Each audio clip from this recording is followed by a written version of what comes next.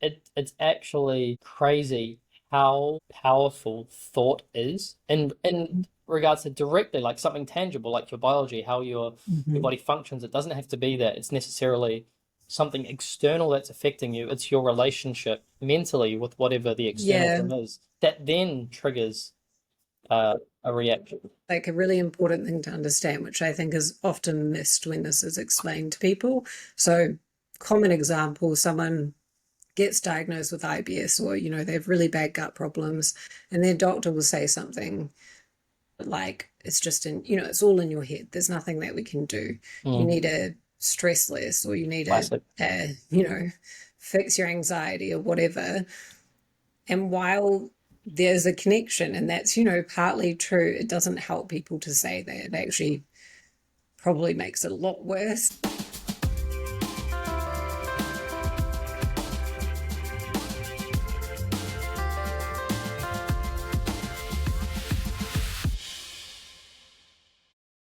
Hello, and welcome back to episode 2 of Digest This. I'm Christy.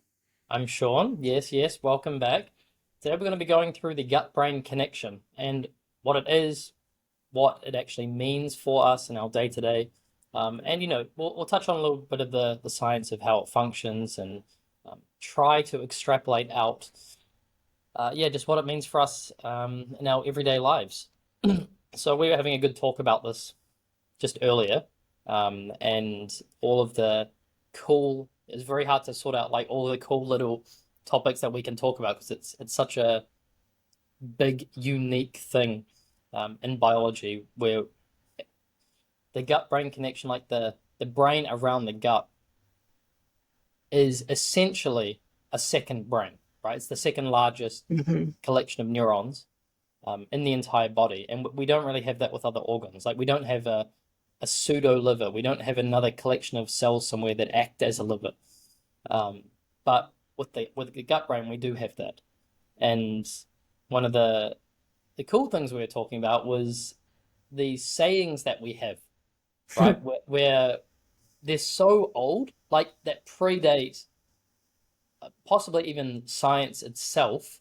I'm not sure how far back they go, but we have sayings like, I had a gut feeling, you said Yeah. butterflies Yeah. in your Or your stomach. stomach is tied in knots. Like, Yeah, yeah, yeah, yeah. yeah. So all these sayings related to how you feel down here in your gut.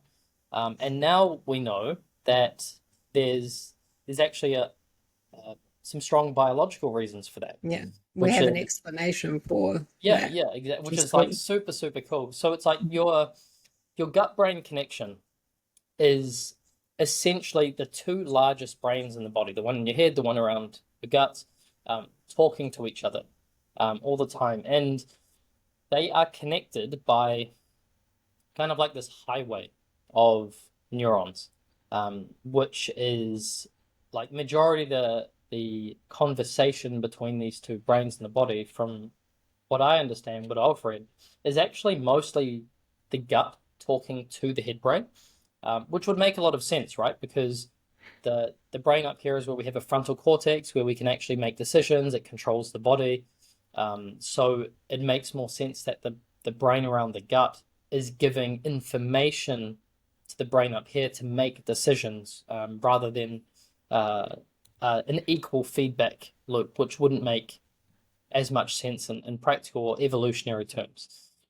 So this highway that runs between these two is basically like a really thick cord of neurons.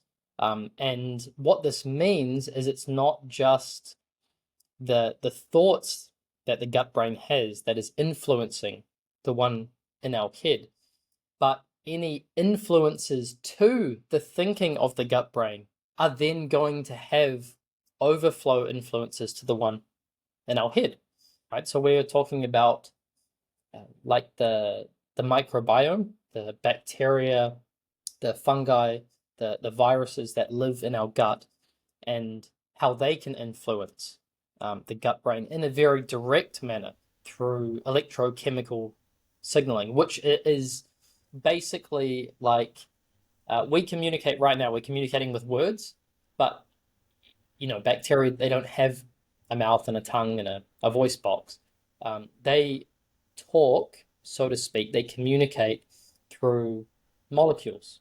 Yeah, like little And signals. It's yeah, like, yeah, yeah. very, very small signals. And Mm, that can actually, these chemicals that they release can interact with the cells surrounding them, which is your gut lining, all the mhm, cells around that, and then the neurological system around that.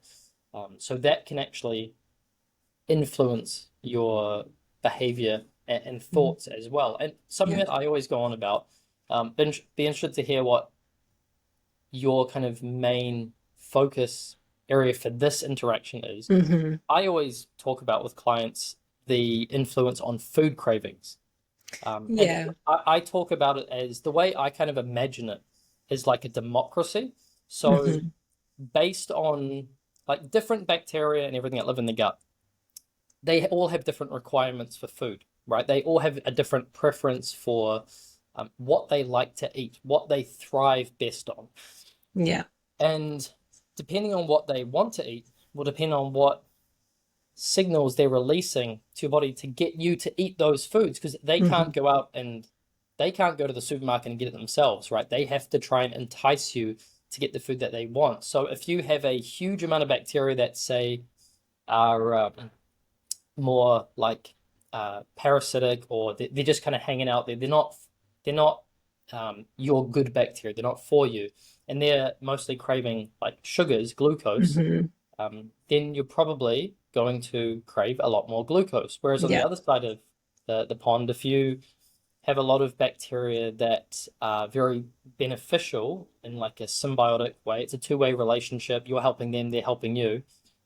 Those bacteria generally crave like antioxidants, types of prebiotics and fiber and whatnot. So you're going to be more inclined to look at a salad and mentally find it appetizing, like you want to eat it rather than Hmm. a piece of cake. So Yeah. that's the kind of main thing that I talk about with clients in regards to how these microorganisms influence Yeah. our behavior. Is that similar to kind Well, of what you I talk mean, about? that makes sense because, like, you have probably worked more with people who, they've got to lose weight and whatnot. So Yeah, it's, type it's 2 in, diabetics and yeah. yeah, it's in line with that. Mm. Whereas, my client base is largely people who have digestive conditions, disorders. Mm, mm, And so we focus more on like IBS is a really good example. A huge amount of my clients, they have either been diagnosed with IBS or they have the symptoms that fall under that diagnosis, irritable bowel syndrome. And so it's helping them to understand how their nervous system, the gut brain connection can play a role in that. Keep in mind, it doesn't always. And that's like, yeah, yeah, yeah. a bit of a misconception that like all those types of gut issues, IBS, they're all, in your head related to your thoughts and behavior, which isn't true. But for a lot of people, there is an element of that. So Um, when you say there's an element of that, mhm, what you're saying, if we're talking in biological terms, mhm. is that the anxiety or the any kind of stressful thought processes that are happening up here, they trickle down and they affect what's happening in the gut because of that. Yeah, yeah. So I mean, this isn't like, I guess, how IBS would be described. Like if you Google it, this isn't going to be the description, but um, I personally believe that true IBS is a gut brain issue, Mm, um, which essentially means that those people, a lot of their gut symptoms, whether it began that way or it is still that way, come from their, like, what is going on in their head. So if they feel really anxious, they may then feel bloated, gassy. They might have diarrhea. They might have constipation because of those, feelings and their mood. Um, and instead, they, focus on food as the problem, which actually just drives more anxiety, by the way, mm. because then So, they're worrying about what to eat. do you think that, you're talking about like anxiety and whatnot, Mm-hmm. affecting digestion? Do you think there is also a component of belief in here. Like, for example, when studies are being done, we have the blind part, or Hmm. the part where um, they'll be given, instead of a medication, they'll be given a sugar pill, Yeah, right? yeah. But it still works because they believe it works. So do you Mhm. think in a similar way they develop symptoms of IBS for Mm. whatever reason in their life temporarily, and then they become, diagnosed and convinced that they have IBS. So then every time they eat, they get this Mhm. anxiety spike because they Mhm. know what's going to happen. And ironically, then that then goes on to influence actually how Mhm. how the Yeah. body responds to food. So it can be a belief thing as well, right? Yeah. So I talk about this a lot. I've got quite a few posts on my Instagram about this where it's like a cycle that you can get stuck in. And it's definitely not to say that in the beginning or at any point, your emotions can affect your gut. We know that for sure. That's where all those sayings come from, Mm. right? We know that. And we know people will, they have to give a speech and they'll have like crazy diarrhea before they give that speech. And then they Yeah, yeah, don't, yeah. they don't have gut problems in Mm. general, but that Mm. happens. So we know that there is, a link. Um, but the cycle that people get stuck in, and I see this a lot, is, yeah, kind of like what you said. So their symptoms may begin with they go through like a crazy period of stress in their life, or maybe they have like a trauma or, a significant life event that starts their, gut symptoms. So they start experiencing bloating, gas, maybe diarrhea, constipation. And so that gut brain was the initial trigger. But then that can morph into actual changes in the microbiome. Mm. So it can turn into a more physical problem. But again, remember that can then feed back to the gut. Yeah, yeah. Um, or it can turn into anxiety, which is often centered around food. That's what I see the most. It's not so much people being like, I mean, some people are stressed about being stressed for sure, and we'll talk about that later because that's quite important. But it's food fear that I see the most, and it's a Mm. really vicious cycle. It's the Um, relationship with food. yeah, if you learn, you know, you've got five, even longer, I see people with crazy lists of food intolerance, and, you can't tolerate these foods. Of course, every time you eat them or you go out for dinner and they're on the menu, you're going to anticipate feeling bad. And that anticipation alone can trigger gut symptoms. Mm. But then you think it's the meal, when in fact it's just actually how you felt, Yeah, right? Does yeah, that make yeah. sense? Yeah. Yeah, yeah, yeah. I Yeah. mean, it's actually crazy how powerful thought is in regards to directly like something tangible like your biology, how your Mhm. body functions. It doesn't have to be that it's necessarily something external that's affecting you. It's your relationship mentally with whatever the external thing is that then triggers a reaction. Like a really important thing to understand, which I think is often missed when this is explained to people. So, common example, someone gets diagnosed with IBS, or, they have really bad gut problems, and their doctor will say something like, it's just it's all in your head. There's nothing that we can do. You Mm. need to stress less, or you need to, Classic. fix your anxiety or whatever. And while there's a connection, and that's, partly true, it doesn't help people to say that. It actually probably makes it a lot worse. In fact, Mm. what we need to explain is how that happens, what's between the two, what is actually going on there. And when we look at food and anxiety, if you're anxious, whether it's because you're anxious about the meal or just because you're anxious in general, it could be anything. Like you might have general anxiety, like Mm. as a condition or disorder, or you might have just had a terrible day and be super anxious. And you go home, you eat dinner, your body is not in the right frame of mind to actually digest that meal properly, Yeah. because And digestion begins in the brain. It begins when we're relaxed and we're thinking about food, we're hungry, we're, saliva's building up in our mouths. and all these processes are controlled by the parasympathetic system, right? Hmm. So Hmm. this is just a very, sciencey word for explaining there's kind of like two modes that your nervous system can be in, which Yeah. is the parasympathetic and the sympathetic. So Yeah. although it's kind of weirdly named because it's called It's sympathetic, just, yeah. I but it like to makes call it sense. just you need to be in rest and digest. Like Yes, that's the, yes, yeah. friendly way of saying it. Yeah, so that's why like for example, if someone's running like a marathon or doing a triathlon and they're having like the gel packs and all the food Hmm. on the way, it's like yes, you do absorb some of that, but there's Hmm. no way you are digesting that properly because all No. your blood, you're in that fight or flight, you've got Yeah. adrenaline going. It's two completely separate modes Hmm. of being. And these days, we're 24/7 overloaded with different forms of mental stimulus, Hmm. entertainment. We are Hmm. always mentally stimulated. And Yeah. it's people forget that, like, if you say go rest, if you go and lie down or go to sit down to eat something in this example, and you don't relax, like you don't Hmm. switch off, you're not resting. Like you're No. not doing anything, but you're not No. resting. And there is a huge difference. So you can be sitting there or lying down doing nothing and still be in that Yeah. sympathetic nervous system where, Hmm. all of your um, cognitive bandwidth, for example, is in, your muscles, your Hmm. skeleton, the things that get you to move Yeah. and be very active, rather than in the parasympathetic, the relaxed or the Hmm. the um, automatic functions of the body, like your heartbeat, your well, breathing's a funny one because it's both.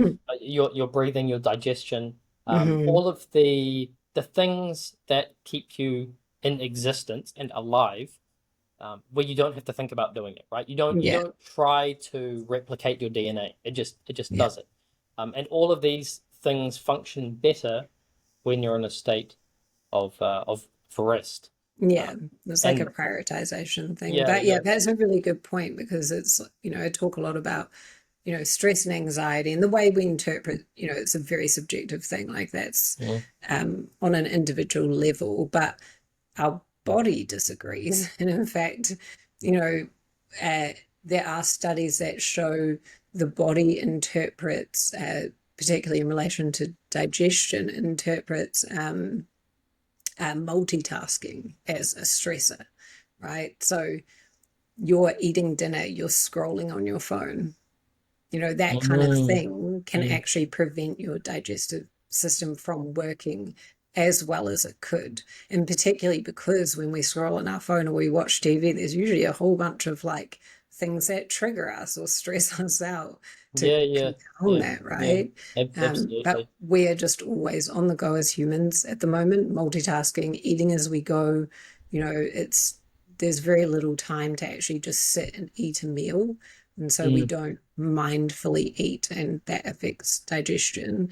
And then, for people who have gut problems and anxiety, it's like it's just 10 times worse. Yeah, well, if you look at like on a society level kind of um, perspective of things, the the traditionalism of, let's say a bit older society had a lot of these things to do with health, right? And if you look Mhm. in the last, let's say from essentially the technology boom, right? Yeah. So let's say from dial-up internet onwards, the levels of anxiety, depression, mental health Hmm. disorders, and digestive disorders and Hmm. gut cancers as well have just Hmm. gone with Hmm. it.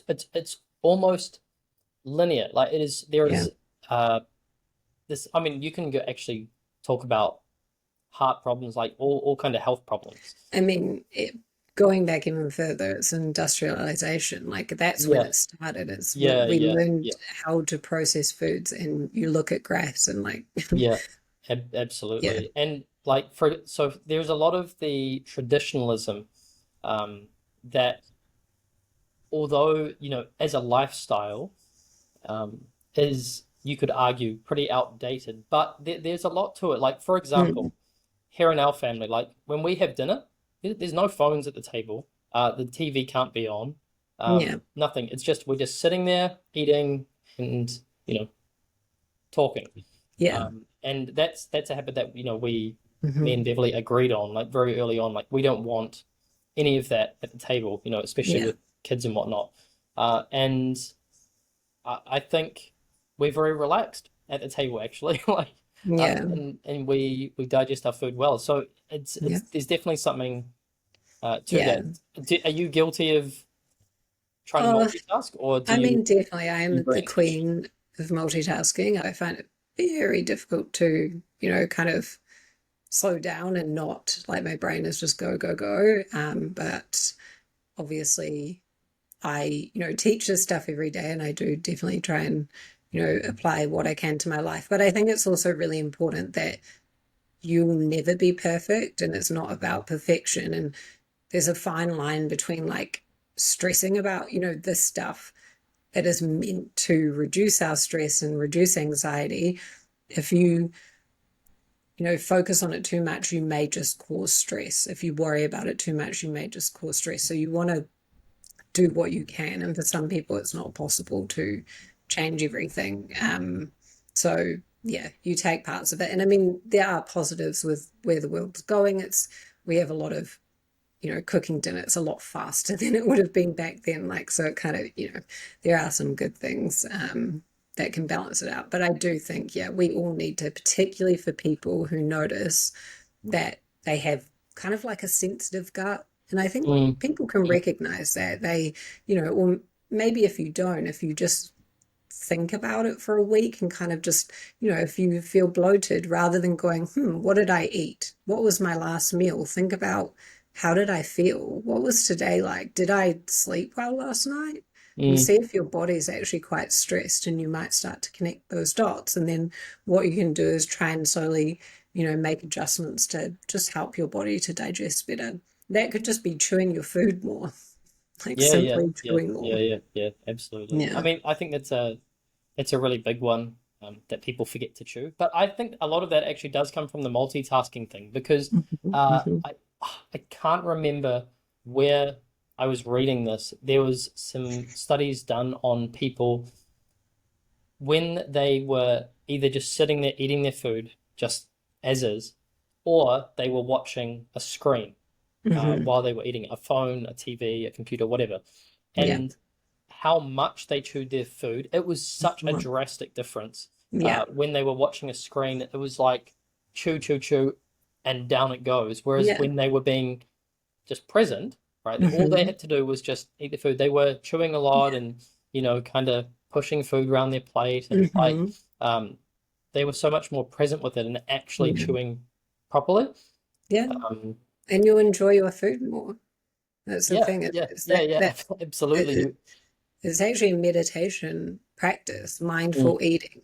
And mm, it's about like, and obviously you're not going to do this every time, like to this level, but mm, spending time just really slowing down when you're eating and looking at the color, the texture, mm, smelling it, and just really, really trying to take in your food from all senses mm. um, is quite interesting because it's something, I don't think anyone really does on a daily basis. We just shovel it down and Yeah, move on well, with our yeah, day. I think a lot of that can be to do with, also we live in the age of abundance. Like, Yeah. if we go back a while in history, we lived in an age of scarcity. For most of Hmm. human existence, Hmm.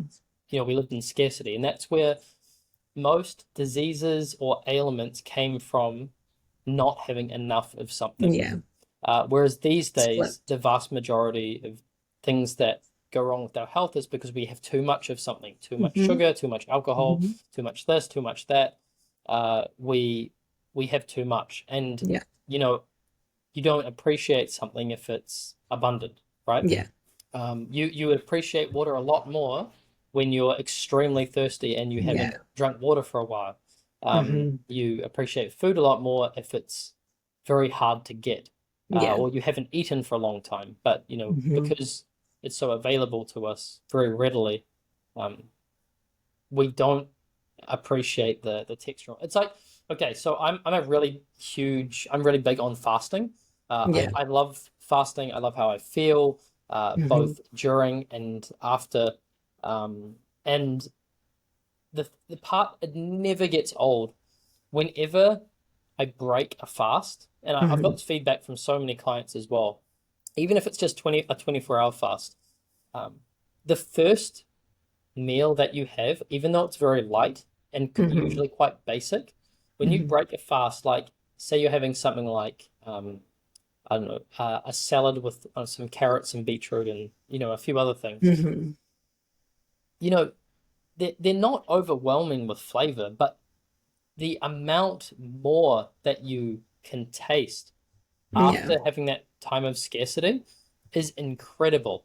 Um, Yeah. and just from having that break, essentially. Yeah. So I'm very, very much about um, trying not to eat as often, Hmm. both for digestive But reasons, but also for the relationship yeah, with no, I food. agree. But the same thing happens, if you give up sugar, if you're addicted to sugar and you Oh give yeah, that up, you feel terrible initially. But when you try and eat it again, it mm. tastes awful. Yeah, Like yeah. it's It's very so overwhelming. sweet. Like Yeah, it, yeah. it really, really doesn't taste good. And then you start eating like fruit and you're like, oh, this is delicious, Mm, mm. which is still sugar, but it's, much more natural type of sugar. So Yeah, yeah. well, let's talk about sugars for a second in the gut and just loop it into this gut-brain connection. So when we eat a lot of sugars, like we know that, okay, sugar these days is everywhere. It's in almost Hmm. everything. It's very hard to avoid. Sugar is just so present. But in terms of our biology, we are not very well designed to deal with a lot of sugar because if you look in nature, which the Hmm. human body is adapted to, we forget this, it's very hard to find sugar. And when you do find sugar in nature, so I'm not talking about if you find a banana tree, because I'm talking about what we are adapted to is if you normally find fruit in the wild, which is one of, well, the only place you're really going to get something sweet except maybe honey, at that point, normal natural fruit is mostly seeds. It's Hmm. usually quite sour or very tart. Hmm. The presence of sugars is not that high. It's actually much higher in fibers, in prebiotic fibers, in antioxidants, in things that aren't sweet. Hmm. So sugars in the wild are very, very rare. And you normally are only going to find high concentrations of simple sugars in the form of honey. Yeah. Um, And just sorry to interrupt, but by sugar, you're talking about the sugar that we interpret as, sweet sugar, not yes, carbohydrates in yes, general. yes, yes. Yeah. So Yeah. carbohydrates different Yeah. Same different thing. ballgame. Yeah, Yeah. yeah. Hmm. But also carbohydrates in Hmm. nature, you know, Sweet potato. yeah, and sweet potato, natural sweet potato is mainly fiber. It Hmm. is very hard to grind through. The Yeah. sweet potato we have now, the potato we have now, has been selectively bred over time Hmm. to To be taste very better. nice. Yeah, it's delicious, right? But that's not the natural state of things. So then in Hmm. our gut and the bacteria that live in our gut. When I say the bacteria, I'm talking about the symbiotic bacteria, the Yeah. ones that we have built a relationship with evolutionarily over a long period of time, where they're digesting things that we can't digest and giving nutrients back to us, and we're feeding them those bacteria. Yeah. And then there's the bacteria that are not good for our gut, but just happen to be in there because bacteria everywhere on the food that you eat Yeah. that Well, yeah. do Mhm. really well on like sugars, for example. Now, Yeah. If you feed them too much, yes, absolutely. yes. Hmm. So because we live in this age of sugar, and sugar is abundance, and there's so much sugar present in it, and then that influences the composition of our gut Hmm. microbiome, and then there's that ongoing effect into the signaling of the gut-brain Yeah. connection. By the nature of us having so much relative excess sugar compared to what we are, you can say, genetically programmed for, Hmm. the repercussions of that on our thinking, our health, and our mental well-being are far greater than they would otherwise be in nature, where you could argue they would almost be, relative to today, non-existent, Yeah. the relative amount of food that you would have available to feed the quote unquote bad bacteria, it just wouldn't be there. No, and it would be, sugar that informs that is also attached to fiber, which, has a different impact on your body than when we Yes, good point. process those things and we strip away all the nutritional value and it's just sugar. Like think processed foods that, lollies, for example, like, Yes. I mean, anything like that is like, if you look at it from like a macronutrient perspective, you may be able to convince yourself that an apple is the same as a lolly, right? Maybe if you look at it Yeah, apple's very high that way, fiber, you're right. right? You could probably convince yourself, well, these are the same, so I can have these instead of this. It's not, because there's no nutritional value, and that impacts our gut microbiome, which then impacts the rest of your body. So because I mean, I think almost everyone kind of has some exposure to the idea of fiber is good, right? Fiber is good. It's good for the gut, and maybe the knowledge will go a step further and say, well, gut bacteria need fiber, which is also true, but there's the other components that are missing, which is really important to know, that your gut bacteria don't just eat fiber. There's a lot of different substrates and components in like plants. polyphenols, antioxidants. Yes, exactly. But I mean, you're going to get all of those from plant foods. Yeah, but my point is you can't get them from candy, right? So yeah, that's a very good point. Very good point. Yeah. So I see where you're going. Yeah, and so we're talking about, like, because the gut-brain connection is so heavily influenced by the state of the health in the gut. If our diets are not conducive to a healthy gut environment, then the impact on the brain through this connection means that, like, oftentimes, people will come to me, and I'm sure you've got very much similar experiences where they say, like, I just feel foggy, like brain fog is a bit of a buzzword, but it gets the point across. They don't feel mentally sharp. They always feel tired. They feel like they just can't get to the end of the day and still be 100% conscientious, be 100% there. And the small things that come up in day to day, feeling riddled with anxiety from that, or depressive symptoms, and that can come from, like, a bunch of different stuff that comes out of the gut that can, like, block serotonin in the brain and whatnot. So the state of the health in your gut has a huge impact on your mental well-being and your cognitive mood function. Yeah. And I mean, the number of ways it connects is insane, and to cover all of it would be crazy. And we probably maybe bore you depending on how nerdy you are, but, like, there's a lot of science behind it. But, like, to summarize that, it's, it is a connection, and that's why I actually prefer to call it a loop. I think it's a loop, because in most of these situations you're getting stuck in a feedback loop, right? Yeah, you're either spiraling up or spiraling down.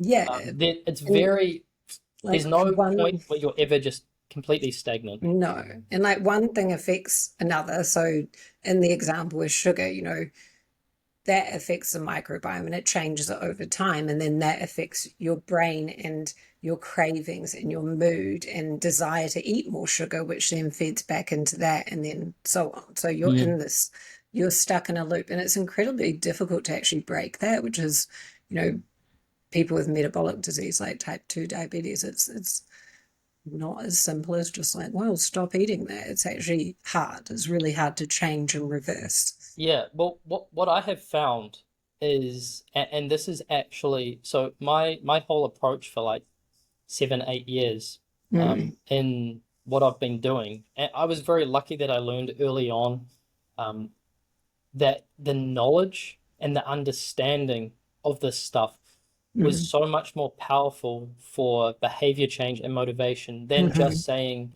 like, here's a meal plan. Right, Absolutely. which is a lot of the time, like, people, if they come to me and say, Yeah. hey, I want a meal plan and stuff like that, and I normally will come back and be like, look, I don't really like to do that, because then you're just following what I'm telling you to do, Yeah. And because I'm it's telling you to do it, not because you know how to operate your body, right? Like, exactly. the most powerful thing you can give someone, and for anyone that, listening to this, it unlocks the first step to change in these, upward or downward spirals, which is Yeah. just knowing, hey, there's, like you said, a loop. I use the term system of systems, right? Everything Hmm. affects everything else. And just knowing that, and that each thing has an effect, it means that you go, hey, if I change one thing, it's going to have positive, like, in a positive way, it's going to have positive on flow impacts Mm. into other areas, other systems in the Hmm. body, including, different areas in the gut and the Yeah. brain. And then those other areas will have positive impacts everywhere else. Yeah. So It's like a knock just, on. yeah, just the understanding of knowing this, what's actually going on, uh, gives you the understanding that if you do change a small thing in a positive way, it helps you both physically and mentally to change other things, or things that will change passively. Yeah. But also just to add to that, it's like you said in the beginning, it's understanding like why, because if you Mm. don't, it actually is a lot harder to make changes, Yeah, of course, because right? you don't know why you're doing it. You have You have no no idea. intrinsic Yeah, motivation. yeah, and then when it doesn't work, and weight loss is a really good example, especially for people who have more of a complex, like underlying factors that are feeding into it, which there's a lot of different things that can influence your ability to lose weight. But if you're simply you have a meal plan, it's calorie deficit, right? I'm going to go hard. I'm going to follow this, and you follow it perfectly, and you don't lose weight, right? You're going to feel terrible Mm. and wonder what you did wrong, and then that's going to those thoughts and feelings is going to loop in and make it more difficult moving forward. Um, or even knowing, like with meal plans, it's like it's better to understand how to do that yourself, because restricting your calories or watching your macronutrients and everything like that is a lot more difficult than just reading a meal plan, and it's really easy to make mistakes. And so if you understand how to do these things and you have that knowledge, like, which I think is like humans should have this basic, it's like looking after yourself, in my opinion, Yeah, absolutely. you're going to be more successful. And you're going to get results faster, just taking that time to learn, which Mm. is going to positively impact your mental health, your self-esteem, how you feel. It's going to empower you. And that can have that wider effect and knock-on effect to other systems of the body, including your gut. Yeah. Knowledge is power. Yeah, well, I think one of the first things, if we go back to, when we first started chatting, Mm-hmm. and, I just reached out to you and said, hey, wanna, you know, I like what's on your channels and the content you're making, and I was in Mm-hmm. a lot of agreement with what you were preaching, which was a good balance between, I think, sciencey and, being able to understand on a surface level. Yeah. Um, we both agreed on our first chat that we talked about the why. Understanding why Mm-hmm. is, one of the most, if not the most important thing Yeah. in regards to health change, because you Mm-hmm. essentially are trying to, well, put yourself out of a job because you're trying to get everyone to manage their own health, which, in a moral Exactly. sense, is what I believe is the right thing to do. Is trying Yeah. to, get everyone to essentially have up here the user manual for their own body. We Mm-hmm. have this vehicle that we're born into, and no one has any idea of how it works when you come into this world, and we have to learn how to operate it over time, and we kind of get a feel for it. But it's more rare to start getting into the nitty gritty of, hey, if I'm mentally feeling this way, or if my body is showing these symptoms, these are the things I should do. So Hmm. the understanding of how this kind of network of different symptoms and solutions all interplay together. And, Yeah. in saying that, it makes it sound like I understand the whole network, but I don't, right? Because No.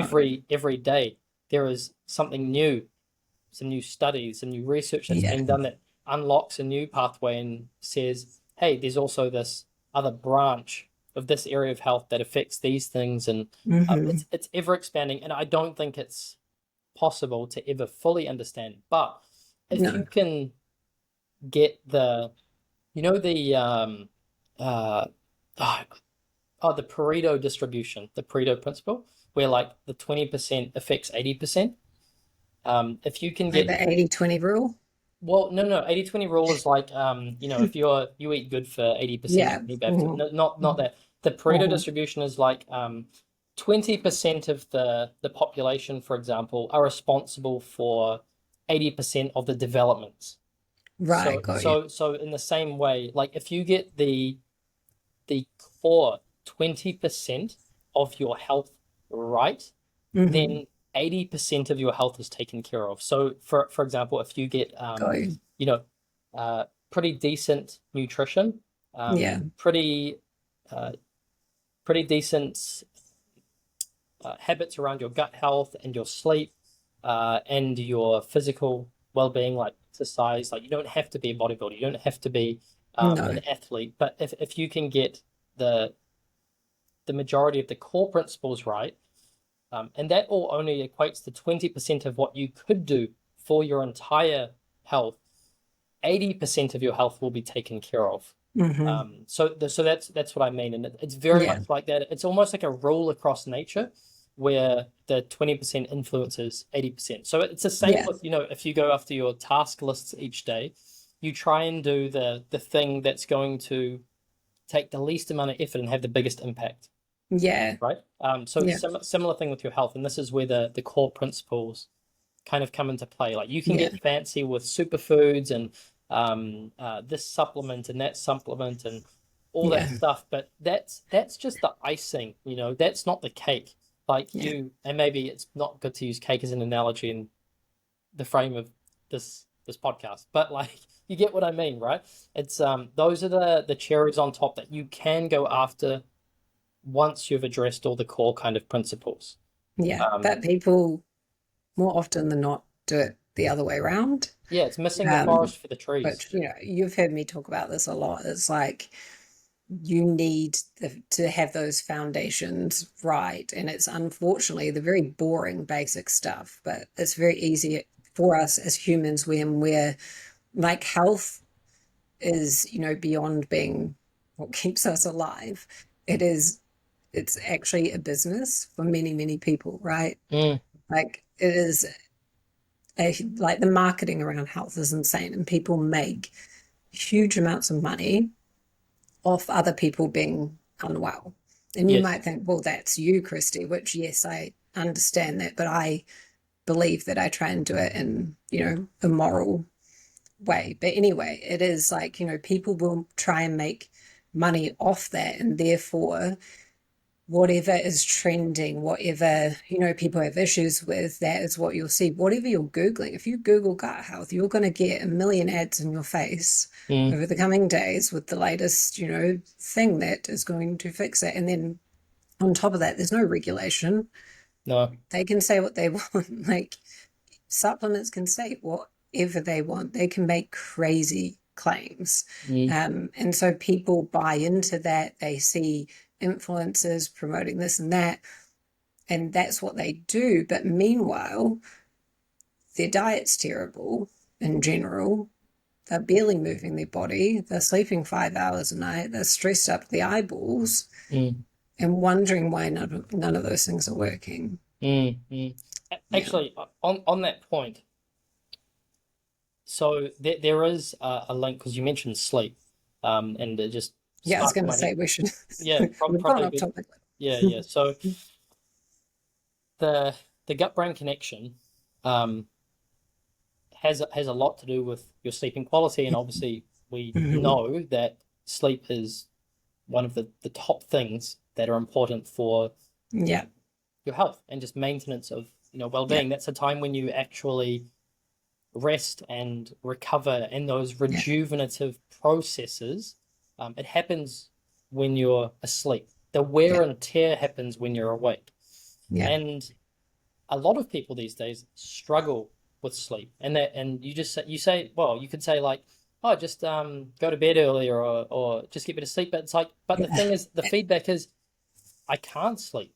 No, I can't, and I keep waking up, and yeah, there's all these issues surrounding it, hmm, and the gut brain has such a huge impact on your sleep quality because we yeah, already talked about the information being fed up to the brain from the gut, but then also like the inflammation that comes yeah. from that as well, and how that. I mean, I know I can see you're I was itching just, to talk I about. was going to say, as a lifelong chronic insomniac, nothing enrages me more than those types of comments where it's like, well, just try harder, with sleep. Like, if you're an insomniac and you have, dealt with that for a long time, it is very difficult to fix through methods that may work for someone who doesn't struggle with insomnia, right? It's Mm, really, really difficult to mm, fix. And I think, I mean, for me, the way I fixed it is through, yeah, the gut, also understanding my mind, light exposure. We could do a whole episode on that. But mm. with the gut brain connection, you're right. Like it's, there's studies that show that there's a big relationship between, I can't remember exactly. I actually read this the other day. I'll have to send it to you after, but they saw actual changes in people's microbiome from looking at, poor quality sleep. Yes, Like yeah. and it wasn't a long period of time. It's Mm, insane. mm, But again, we have a loop. There's another loop, right? yeah. So the gut can affect your ability to sleep. And then when you don't sleep, it's a stress on your body. You make more cortisol, Mm, right? Or you're making more cortisol for longer. I don't want people to think cortisol's bad because that's not the case. It's just making lots of it for a very long time at the wrong time. at the wrong time, Mm, and that affects your hunger hormones, right? And so then you start wanting to eat more. You're not satisfied from food. That mm. affects your gut. There's so many loops like this. Well, and Um, also when you have a bunch of these, and again, I want to re-emphasize what Christy said. Like cortisol is not bad. yeah, Stress hormones are not bad. They are not. yeah, They are our protectors. Like our stress yeah, hormones are there to do their job, which is to protect hmm, us from stress.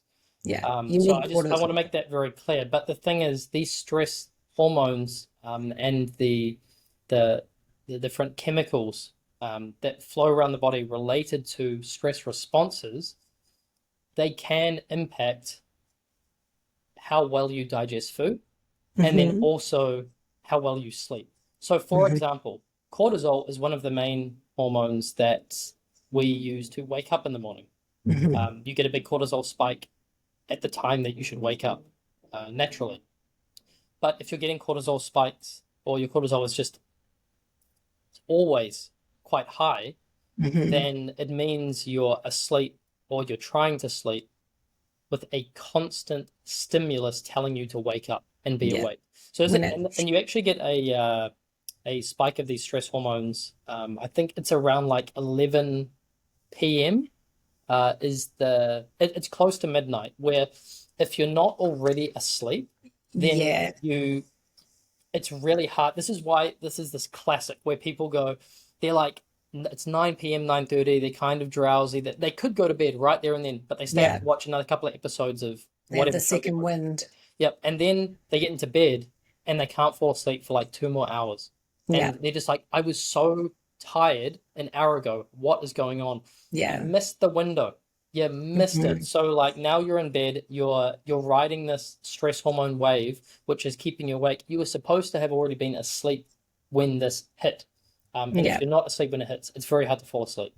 yeah, Um, and what is going on in the gut, if that is causing more of the inflammation that's happening there via like the immune system. There's the largest collection of immune cells around the gut, and if your like mucin lining is very thin and your gut bacteria interacting with that, the inflammatory response comes from the immune system.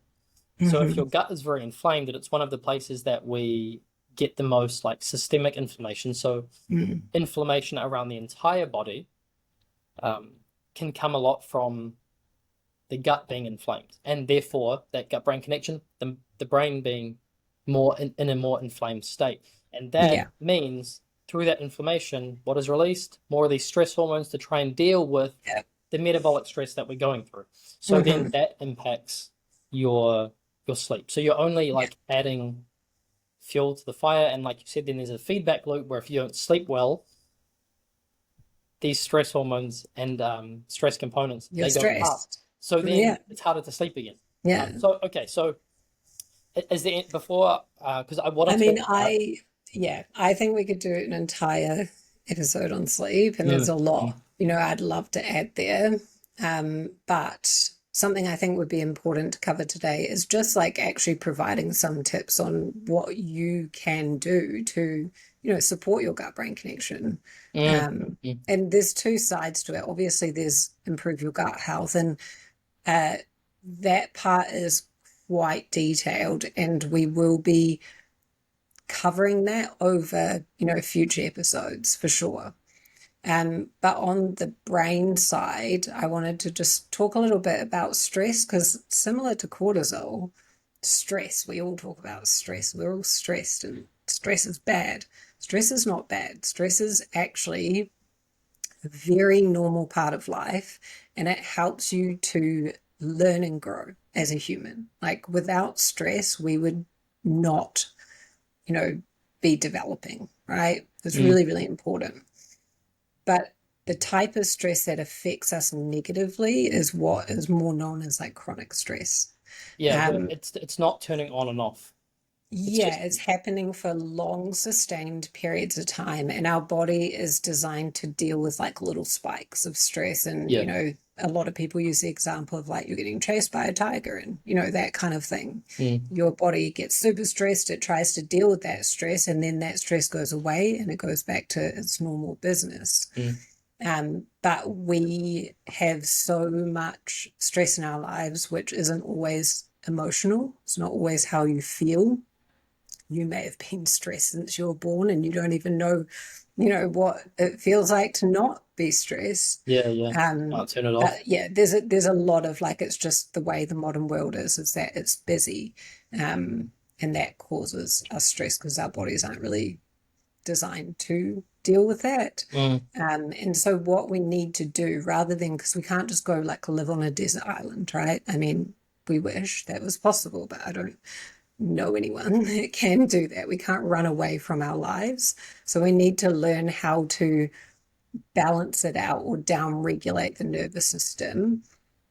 So if you're go, go, go all day, you're going to work, you're picking up the kids, you're, constantly moving forward, you need to be thinking about what you can do to, on the opposite side of that, to bring that state down to like a normal, what we call rest and digest.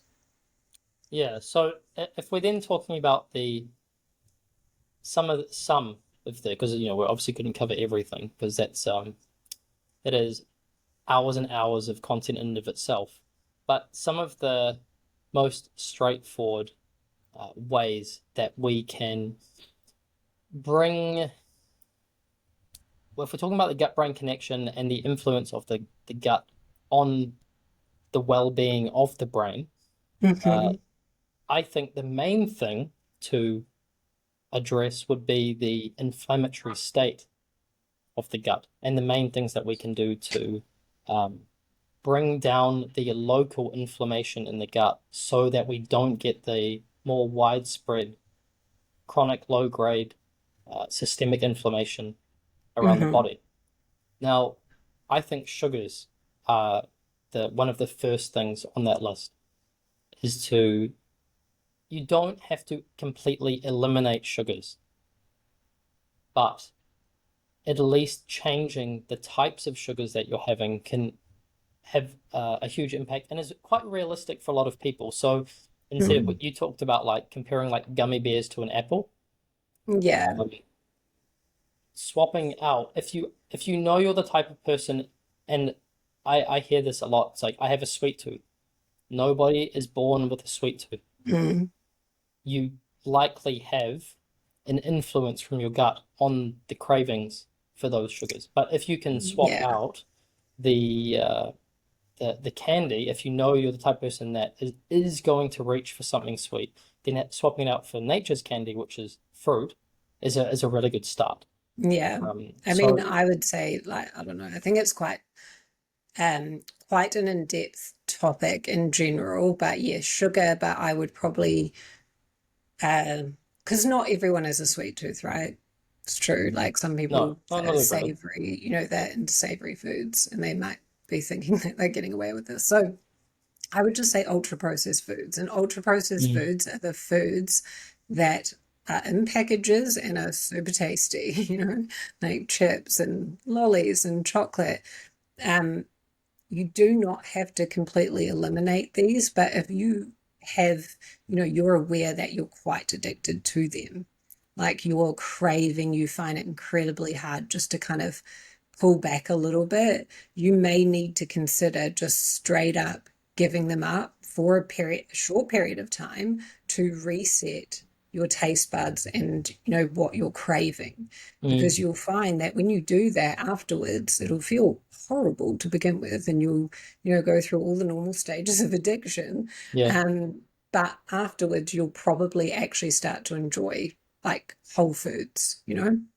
I think yeah, yeah, that's quite a good absolutely. approach. But why this is important is, as Sean said, processed foods. We know that from studies, people who eat a huge amount of processed foods, which to be fair is a lot of the population, their gut microbiome looks different. And it doesn't look good. It's associated with inflammation, which then in turn can affect your brain, your nervous system, and we find ourselves Mm. in that loop. So how about we actually come at it from this angle? Anyone who's sitting here listening to this and thinking, oh man, my gut is, a war zone. My gut is in a really, really bad state. I know it, and uh, what what do I do for for someone who um, knows they need to make huge changes because they understand after listening to this that their gut is not in a conducive spot to um, help their overall well-being. So eliminating the processed foods is really, really good, but how much of the processed foods could they have each week if they know that they need to have something or they're going to completely crack Yeah, that you're that kind of balance. you're opening a can of worms here. Oh, You're talking to a gut health nutritionist, and uh, yeah. So, how can I say this briefly?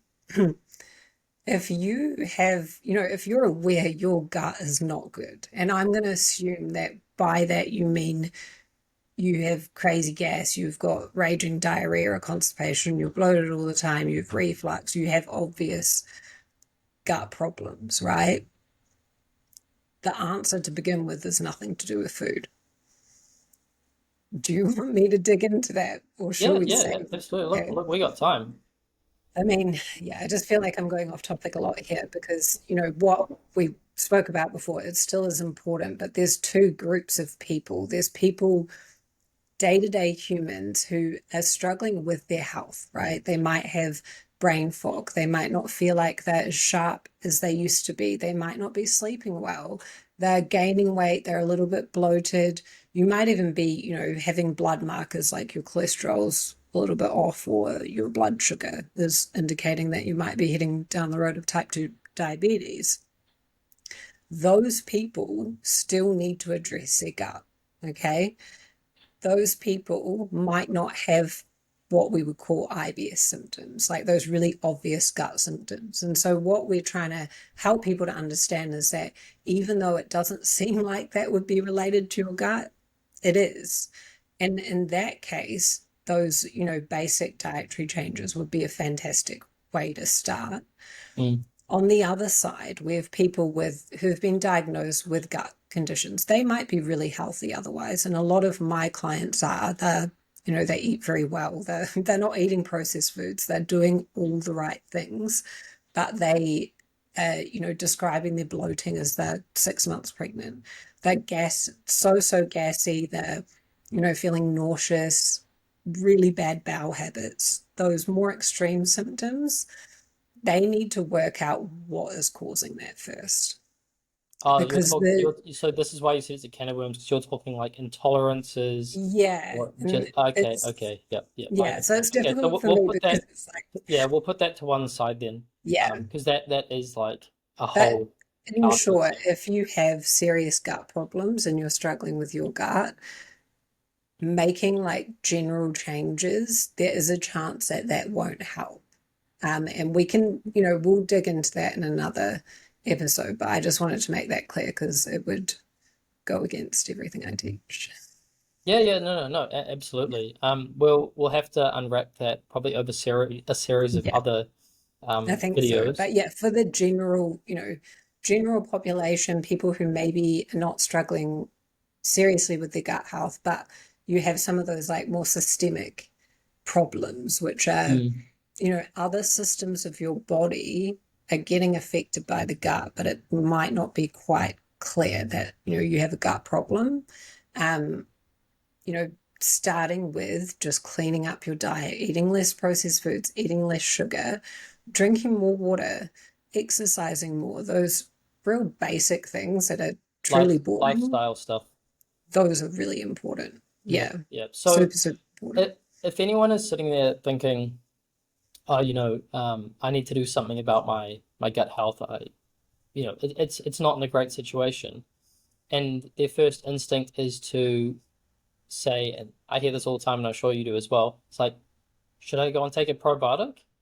Mm-hmm. Mm-hmm. It's like, then, I mean, I know, I think we give the same answer on this. Um, so if you don't mind, I'll answer that question, and then you can Mm-hmm. extend onto it if you want. If you're sitting there and the first thought is taking a probiotic to fix your gut health, Mm-hmm. A, it could actually contribute to the problem if you actually have a bacterial overgrowth. Mm-hmm. And I know, Krista, you do a lot of work around people that suffer from that exact same thing. Mm-hmm.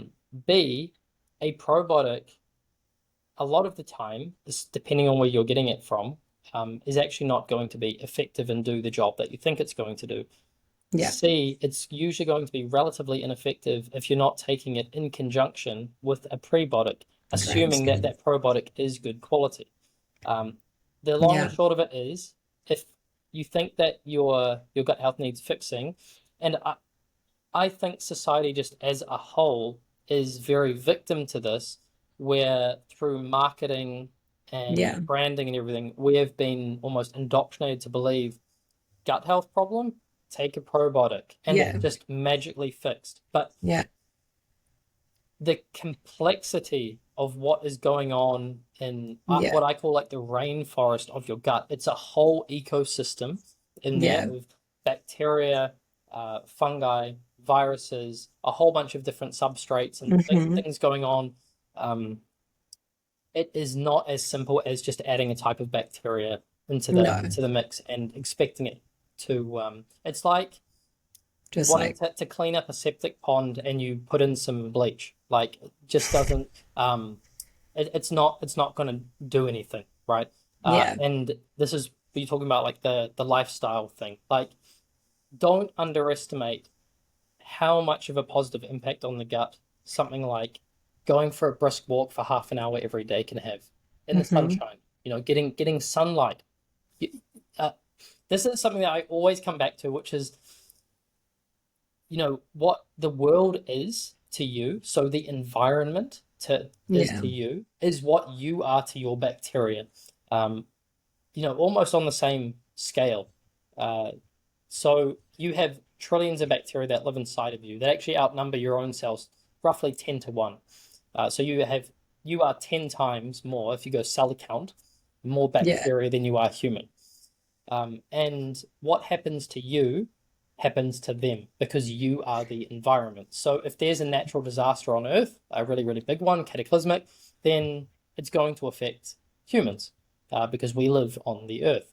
In the same way, what is happening to our bodies is affecting our gut bacteria. So if you're exercising regularly, you're getting sunlight, you're drinking enough water, Yeah. these lifestyle things, those are the things that have the most pronounced impact on the bacteria because they're just going to do their thing and Yeah. exist. But you need to provide the environment in Yeah. the big tunnel that they live in Yeah.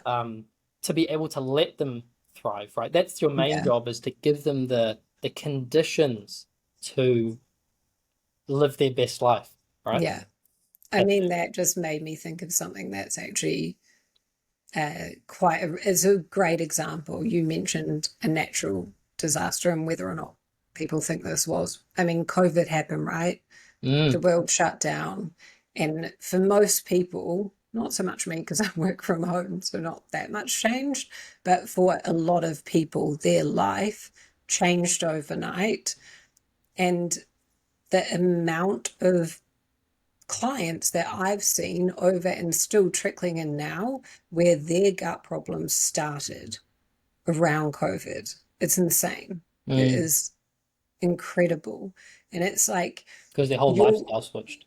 exactly. And I'll ask someone like, were your stress levels high then? And because we interpret stress as like an emotion, they're like, no, I was fine. Like I was just at home making TikToks or whatever, like having a great time. But stress isn't that. It's the change. It's that sudden shift. It's us not going outside. It's us not having a daily routine. It's like jet lag to your body. It's just gone from one state to another in a Mm, very short period of time. And that is a stress for your body. And then that can in turn, affect your gut and a lot of other things. So yeah, I thought that was really interesting. But yeah, in terms of like, just to add to things that you can do to improve the brain side. So obviously what you said going is the simple stuff like going for a walk, day-to-day routine, just doing things that actually bring you joy are mm, super important. mm, Getting outside, getting sunlight, all of that stuff is really important. But one thing I love to teach my clients, because I think in a lot of cases we'll jump to, okay, I'm going to learn how to meditate. And great. If you do that, fantastic. Obviously it's very, very good for you. But for a lot of people, it's maybe not realistic or it's they find it difficult and so they give up and they don't stick to it. And so I encourage people to do a active meditation. And, they're like, what's that? What's active meditation? And it's really anything that you do that helps you to switch off your thinking brain, mm. Like peeling right? potatoes. Literally, I mean, if I was peeling potatoes, my brain would be having 20 million conversations. But for some people, that might be exactly active meditation, whereas Mm, for other people, it might be listening to music because they're, really into the lyrics, or for me, it's gaming, like, which sounds weird because that doesn't sound healthy. But if I'm playing a game, I am not thinking about my day. I'm not thinking about anything stressful in my life. I'm immersed. And so that, yeah, something that captures your attention totally, yeah, right? yeah. Or art is another really good one. Mm, You don't have to mm, be artistic. I taught myself how to paint in COVID and I'm still not very good, but it was, truly one of those things because it was hard. I was learning a new skill. I wasn't thinking. DIY is another really good one, like a project, hopefully, work, as long as it doesn't cause stress, because I know that stuff can be. Yeah, reasonably yeah, stressful, but like a yeah. project, a hobby, that Mm, that kind of thing is what you want to do. And then also nature is really big. mm, So we can go for a walk, but if you live in suburbia, you live in the city, it's not the same as actually getting in nature. And yeah. more important, if you live in the city, it's more important to, occasionally get out in nature. Um, there's a lot of evidence that shows that that has many, many benefits for our health, including our gut microbiome, and even taking off your shoes, which is kind of a bit Oh hippie my right God, now. don't get me started. I never wear shoes. I Yeah, the place that I live, there's about it's like a subdivision and there's like about 80 houses and everyone knows me as the guy the where shoeless him and guy. his son never wear shoes. They're like I've been asked by people that live here like, do you have shoes? Yeah. It's just like, But yes, that's I kind of a Kiwi thing, right? Like yeah, that's yeah, quite. yeah. Yeah, that's But I mean, go to the beach, put your feet in sand, put your feet on grass. Like yeah, it's yeah, quite, yeah, yeah. it sounds a little bit like, a bit hippie-ish, but no, there's actual studies on this that it's Mm, very, very good for us. mm. It's like grounding, right? Yeah, yeah, yeah, absolutely. Yeah, I'm a huge advocate for that. 100% agree. yeah. And then one other last thing I'll say is exercise is a huge part of it because we know exercise is really good for us. And it's very good for mental health, obviously for, if you're trying to lose weight, gain muscle, all that kind of thing. But it can also be a stress to your body. So if you're really stressed at work or in your life in general, and then you decide, oh, I'm going to run a marathon, train for a marathon just on the side to be super healthy, it might not be the best idea because that can, that type of endurance, like humans aren't really designed for. It is a stress on the body. And same as like going to F45 and doing 5 classes a week, which is essentially HIIT, high intensity interval training, which is only designed to be done for about 15 minutes twice a week before it has a significant impact on your stress and on your body in a negative way.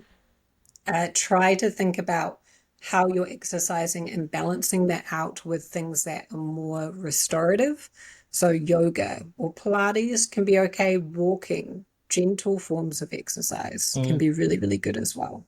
Well, it should always be relative to the sum total amount of, you'd say like life stress that you have. So, what I mean Mm-hmm. by this is like if you know that you have a job or a family situation or a lifestyle where a lot of things really stress you out, then the type of exercise you should be doing should be less stressful. You don't need another stressor on top of that, right? But if Mm. your lifestyle is actually you're quite relaxed a lot of the time and you're not that stressed out, then metabolically you could handle a higher stress physical environment from exercise. Um, so Mm. it's all like relative to Yes, what but because your body can only handle a certain amount from all sources as like there's a cap. yeah. No, I know what you're saying, but I would counter that with even if your life isn't stressful, like, you love your job, your family's easy, great, everything's good, you feel great. The modern world is stressful, like from a food perspective, from, the noises in our environment, like everything in our world can create more stress than what we have evolved to kind of handle on a day-to-day basis. So I see in my clinic a lot of people who truly do not think that they're stressed, and then we start doing food journaling and it's becomes very clear that they're not having moments of like actually stopping, and it could be as simple as like they're not stressed but their mind doesn't stop, like it's just chatting all the time, Mm, or they're not stressed but they have, when they're at home, rather than like just sitting quiet just chilling, they're doing this and that, and they actually have a physical inability to stop. to They don't rest. want to Mm, stop. Yeah, it feels really, really bad. They yeah. don't I, feel I I'm guilty of that. productive. I have to actively The plan go, go, go. rest. Yeah. Because if I don't, I'm the same. My brain Yeah. will not shut off.